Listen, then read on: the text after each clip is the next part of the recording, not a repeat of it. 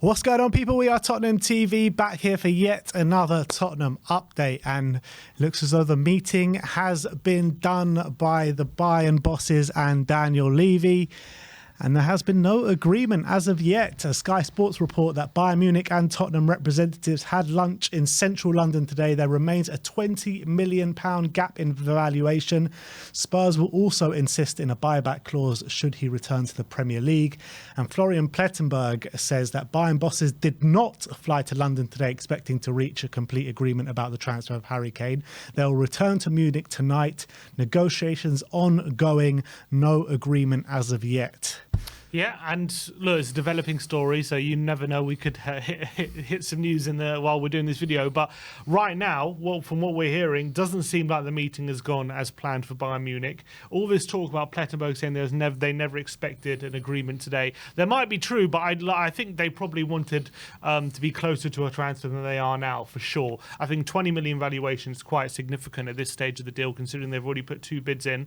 And Plettenberg was talking last week about how these meetings were to finalise the deal and to close a transfer, and they're all so close, and these were going to be the closing stages. And it seems as though they're going back to Munich, maybe with their tail between their legs a bit, because they've got no agreement, nothing's happening at the moment. And for me, I thought there was always possible the meeting could go this way, because I think Tottenham are not happy with how Bayern have gone about their pursuit, and they're going to want the best deal for their player, and knowing Levy and his ego, he's going to want to win the negotiation. So it's about Bayern. Bayern, I think they're in a stronger position than they are, in my opinion, in this negotiation in terms of getting the deal that they want. And I think that Levy's going to not accept anything other than what is acceptable to him. So they're talking about a 20 million gap in valuation. Mm-hmm. Do you think that's, I mean, I'm assuming here, but do you think that's 80 million euros to 80 million to 100 million euros, or 80 million pounds to 100 million pounds? Pounds, I would say. So you reckon they're offering 80 million pounds?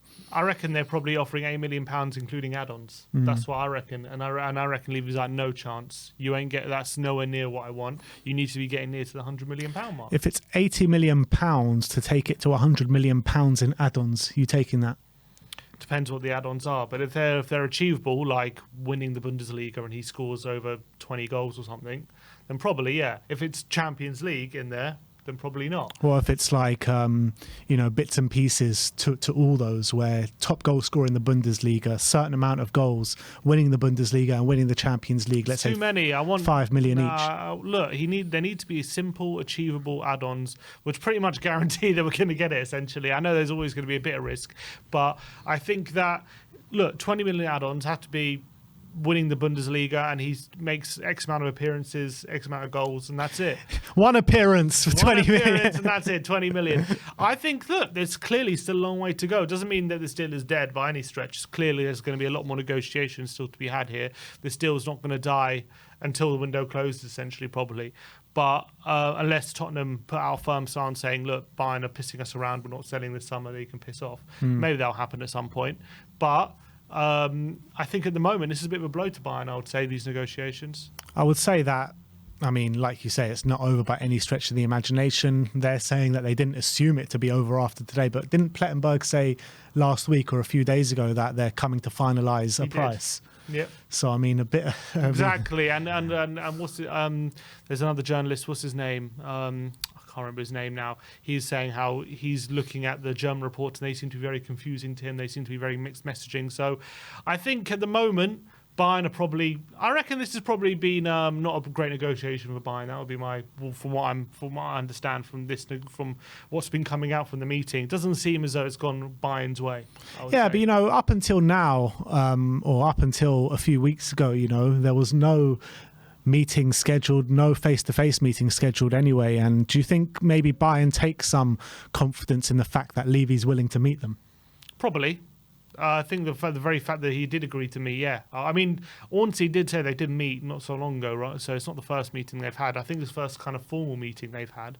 But I think the fact that Levy hasn't just put the phone down immediately suggests there probably is a deal there. And the fact that there is a gap in valuation suggests there's a valuation that Tottenham would accept. So from that point of view, Bayern probably can take some hope there's still a deal to be done.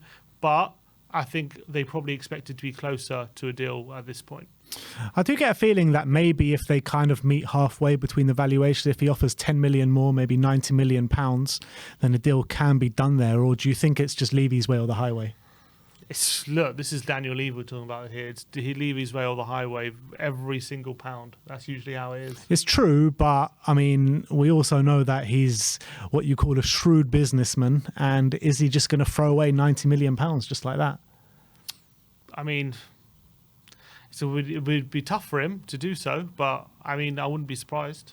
I mean, you could argue. I'll be very surprised. There's money on the table, but then again, like there's deals before which he's gone right to the death to get every single penny, and I wouldn't be surprised he does the same with this one. Yeah, but I don't remember ever a deal of his prized asset, potentially going for free, and him not taking the money. It's never happened before. I don't think. I mean, you look at deals like when Luka Modric, when he was when we had the deal from Chelsea and he took a bit less for him to go to next year to go out of Europe, but I don't think we've ever seen these kind of deals with Levy before. We haven't sold for a long time. That's since Kyle Walker, yeah. It's 50 million. So it's been I don't know what his stance would be at this point, because we're a different club to when we sold Bale and Berbatov, Modric and Karen. We are a different club to then. So we are in a club in a position now we can take that hit, rather before we couldn't. That's the reality. Bet you Daniel Levy wouldn't say that. Yeah, he probably wouldn't. But look, does he turn down 90 million? I don't think he will. If it's a complete take it or leave it bid for Bayern Munich and they're not coming back whatsoever after that, I think he takes it. If it's 90 million pounds. Yeah, he probably does take it, but we'll have to wait and see. I wouldn't. All right, well, let's move on and let's talk about Brennan Johnson. The Mail reporting that Nottingham Forest's Brennan Johnson is among the players that Tottenham would consider targeting if Harry Kane is sold. Johnson has Premier League experience and is homegrown, which is a big attraction to Spurs. Forest boss Steve Cooper doesn't want to sell. Bids of £50 million would have to be looked at, but Spurs won't go that high. I mean, £50 million with Brennan Johnson's a joke. It's madness. It's ridiculous. Like, That's how? half the fee of Kane. What's the point? What's the point of selling Kane if they spend half on Brennan Johnson? It's absolutely crazy. So if they're going to be anywhere near that fee, it's going to have to be close to half that, to be honest. So I mean, look, 30 million, something like that. If it's going to be up to 50, you have to move on very quickly. There's no point getting stuck in a negotiation for a player who's good, but 50 million is mad. Yeah, I mean, the only way I'm taking Brennan Johnson's if it's like between 25 and 30 million, I think is a fair price for it. But 50 million is just it's just way too much for a guy who's had 1 year in the Premier League, albeit a very good year. But still, he's not like he was like a star of the Premier League or anything like that. Well, we are seeing players of similar age across Europe, like Højlund going for 60 million or so, or, who's scored less goals than Brennan Johnson did last season in Serie A, and he's similar age, so they're probably using that as a benchmark, aren't they? Yeah, which is fair enough to them, but I mean, you've got to look at the ceiling of the player as well and what kind of future they're going to have. I mean, I don't think they ever price it like next summer. Do you think they're going to be pricing about 50 million as his contract goes down by years on years and years? I mean, 50 million is just not a realistic valuation. Well, maybe they don't want to sell. Yeah. It's probably true that they don't want to sell, but for a team like Nottingham Forest, with a club like Tottenham come around, or anyone in the top six for like 30, 35 million, surely that like Brennan Johnson will think, all right, I better go there now. Like 50 million is just way too much. But anyway, next up, we're going to be talking about Gift Orban of Ghent. The Mail are reporting that Ghent wonder kid Gift Orban is another forward under consideration at Tottenham if Harry Kane leaves the club. This is one that I've been banging on about for ages, Gift Orban. I think he's an absolute talent. He's scoring goal after goal, game after game, albeit for Ghent in the Belgian league. And I think he's one who's got a massive ceiling and supreme talent. He's got supreme pace, absolutely dynamite in the pace. He knows where the goal is. He can finish, I think, 15 goals in 16 games last season. He's already got his first goal in his first game in the Belgian league this year. And when you're looking at selling Harry Kane and the other kind of deals that we need to get done in terms of the centre-backs, I would actually take two top centre-backs and to bring him in, and like a Frank Kessié, and not bring in like a complete star in the front line. I mean, that would be acceptable because you've still got Richarlison there. At least you can hold your hope that he would be stepping up into the shoes. And as much as I don't believe he's ever going to be Harry Kane's level, you'd hope you'd get between 10 to 15 goals. You know what I mean? And then you got Gift Orban potentially as a backup to him. Look, at 21 years of age, you got to remember this guy. He's very young, but. And he's been banging the goals in the Belgian league, and that can't be sniffed at. But this guy's literally played 15 games in the Belgian league total. So, and a big outlay on him. Depends how big the outlay. If you can get him for cheap, I think it's probably worth taking a punt on him, considering the trajectory he seems to be on. He seems to be exploding right now, and sometimes you have to just get in there really early, and that's what we would be doing. If I wouldn't be like signing him to be my number one striker, put it that way. But I think him and Richarlison as a pair.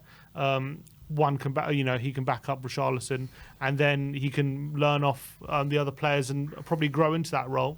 Then I think that's probably a more appropriate role for him. But I wouldn't sign him expecting massive things like immediately. Essentially. No, of course not. But I think he definitely is on a mad trajectory. I mean, he's been absolutely smashing in the goals wherever he's been. But at the relative levels, it's important to know. Like 2 years ago. Well, 2.5, 3 years ago, he was at a club which you can't even find on Wikipedia or Google. I mean, that's how obscure it is. He got his move to the Norwegian league, absolutely smashed it out there for a year. Straight away got his move to the Belgian league. Absolutely. I mean, every kind of challenge he's had in his way so far, he's completely flourished with flying colours. Obviously, the Premier League is a massive step up to any of those. But I would actually take the punt on him and take the risk because I think he's got such a high ceiling and so much to give. And he wouldn't mind probably aiding his development by playing a bit of second fiddle and getting minutes here and there in the Premier League and in the cup games as well. Maybe he could start in the cup games. So I would take the punt if you can get him for like 20, 30 million. I think that would be a great deal that we could do. But we'll have to wait and see. There were quotes from him, weren't there, a couple of months ago saying that he wants to go to a club that wins a lot of trophies, and he was saying he didn't want to go to Arsenal because of that. Yeah, that's true. But look, that maybe he makes those comments because he wants to come to Spurs because he loves Spurs. Exactly. Comes with love for Spurs, 100%. Hates Arsenal, so yeah, he's welcome here. But thank you everyone for joining us today. That is your Tottenham update. Let me know that in the comment section below your thoughts regarding the news stories we've brought to you. Let us know your thoughts about Harry Kane. Do you think the deal will eventually get done, or do you think that Bayern are playing a dangerous game here? Like, subscribe, and comment. And as always, come on you Spurs.